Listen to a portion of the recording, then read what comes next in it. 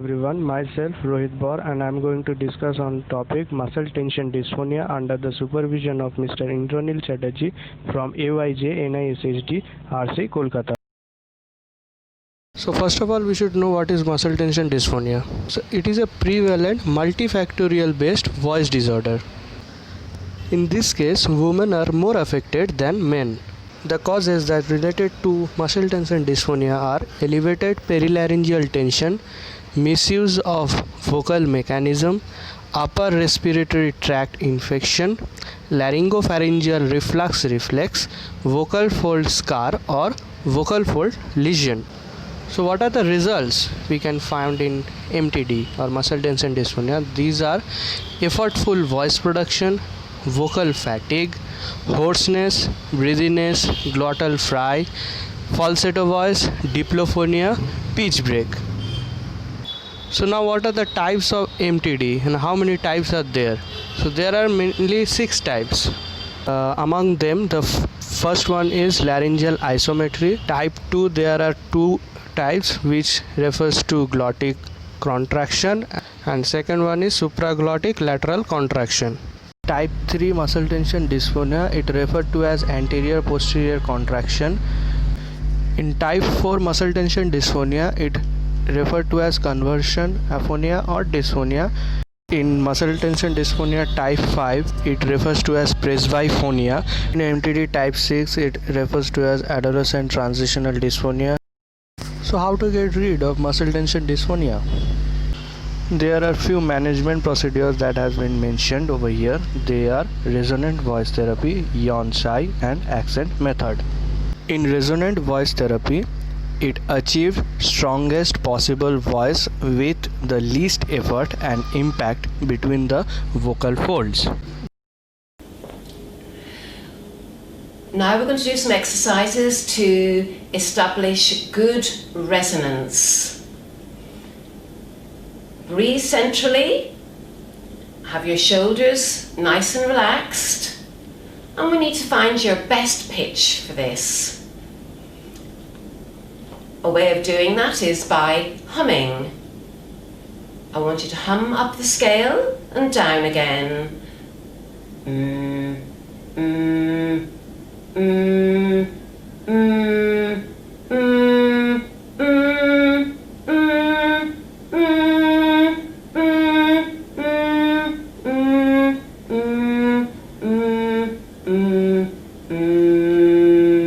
And we're going to put it into words now.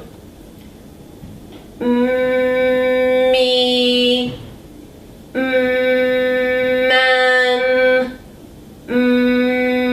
moan, mile, main, my, magic. So feel that vibration, feel the ringing resonance in your voice. And we're going to next is yawn-sai. A stimulated yawn prior to phonation helps to open and relax the oropharynx. It relaxes the vocal tract and create a relaxed manner of vocalization. The next exercise is yawn-sai. So again, something we do every day. So just begin by yawning, lowering the jaw.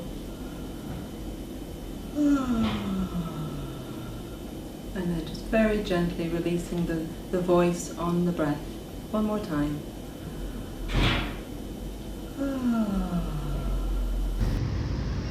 Then we can also use the accent method.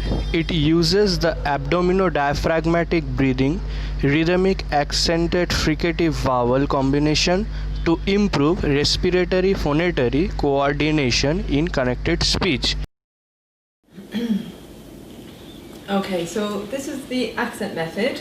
So this is an exercise that helps us to engage our diaphragm and our abdominal muscles. And when we engage these muscles, it really helps to support the breath.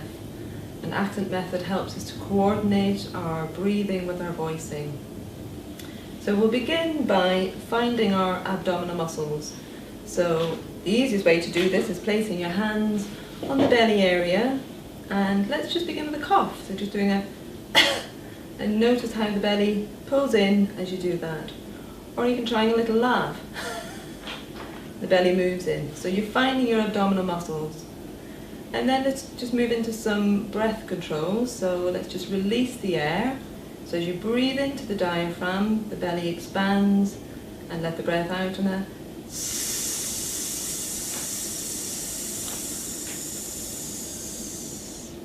and notice how the belly draws in towards the spine.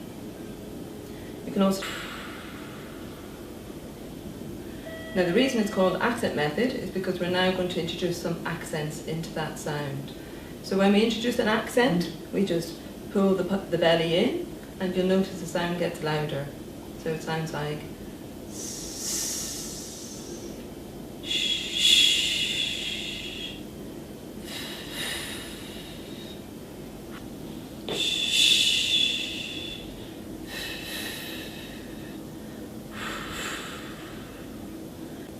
and then moving into some very gentle, easy vowels.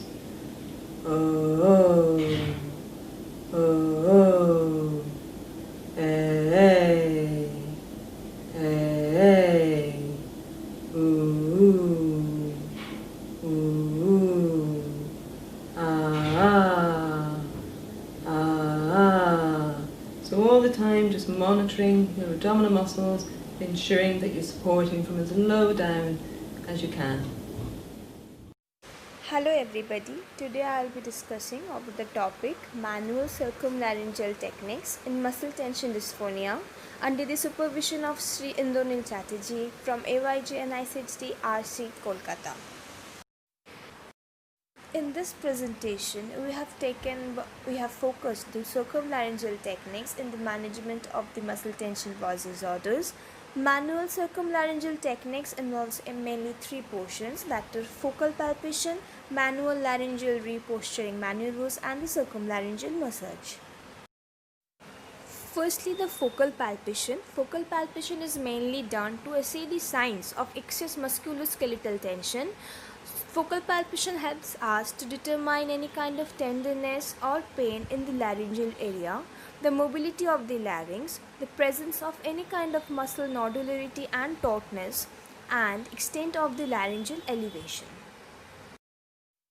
While performing the focal palpation, the pressure is directed over the major horns of the hyoid bone, superior border of the thyroid cartilage, anterior border of sternocleidomastoid muscle, and suprahyoid musculature.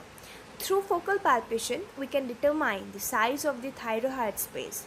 Focal palpation is done at rest and also during the phonition.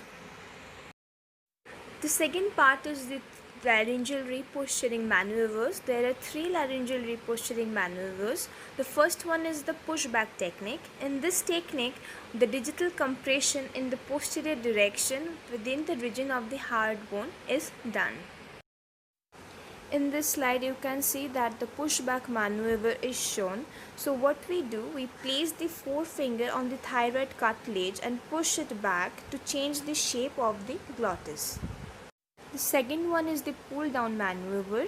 Here we apply a downward traction over the superior border of the thyroid cartilage to impede the laryngeal elevation. That is, we place the thumb and the forefinger in the thyroid space and pull the larynx down. In the third one, two things are combined, that is both medial compression and downward traction, with most pressure directed over the posterior aspect of thyroid cartilage are performed. The last one is the circumlaryngeal massage, that is used to reduce the laryngeal muscle tension. Here the circular motion is applied over the tips of the hyoid bone, thyroid space, posterior border of the thyroid cartilage, and medial and lateral suprahyoid muscles. While performing the circumlaryngeal massage, we have to keep some points in our mind. Firstly, we have to locate the sites of focal tenderness, nodularity, and tautness. Then gradually we have to increase the pressure from the superficial to deep pressure. The massage should be varied according to the tolerance of the patient on whom we are performing. Along doing the massage, the patient is asked to vocalize concurrently, and also the complexity of the voice stimuli will be increased step by step. While applying the circumlaryngeal massage in cases with laryngeal muscle tension, it is seen over a single session that there has been an improvement in the voice quality.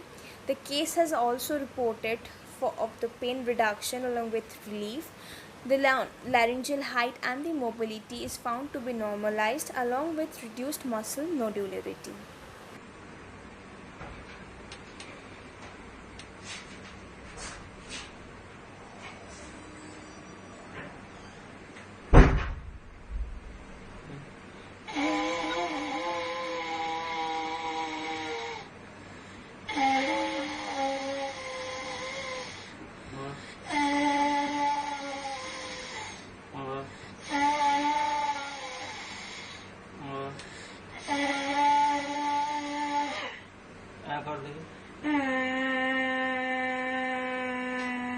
Wait.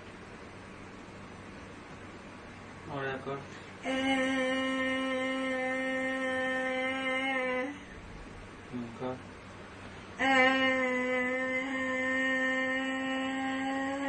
কিছু করতে হবে না humming কর